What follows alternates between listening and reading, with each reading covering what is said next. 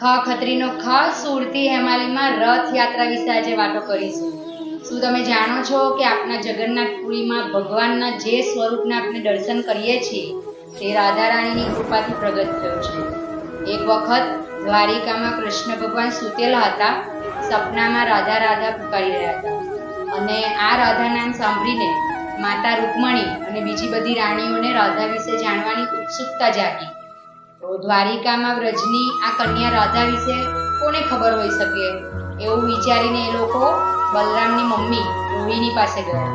તો માતા રોહિણીએ આ વાતને ફેરવવાની કોશિશ કરી કે આ તો બધી જૂની વાતો છે, કેમ કે એમને એવો ડર હતો કે કદાચ શ્રી કૃષ્ણ વ્રજની આ વાર્તા સાંભળે તો કદાચ એ પાછા વ્રજ ના ચાલ્યા જાય, વૃંદાવન ના ચાલ્યા જાય.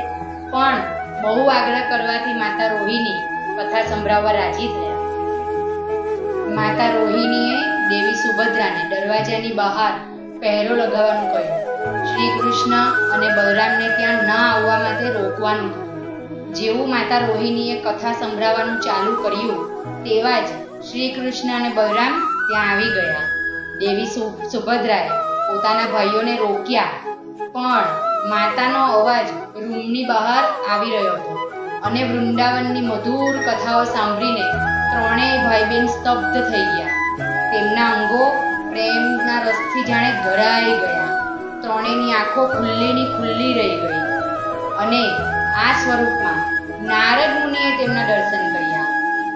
અને નારદ મુનિએ ભગવાનને પ્રાર્થના કરી કે પ્રભુ, તમારા આ અદ્ભુત સ્વરૂપના દર્શન જે આજે મને થયા છે તેમ તમારા બધા ભક્તોને થાય એવી કૃપા કરો. બસ આજ આપના જગન્નાથ, બલરામ અને સુભદ્રા. રાધે રાધે.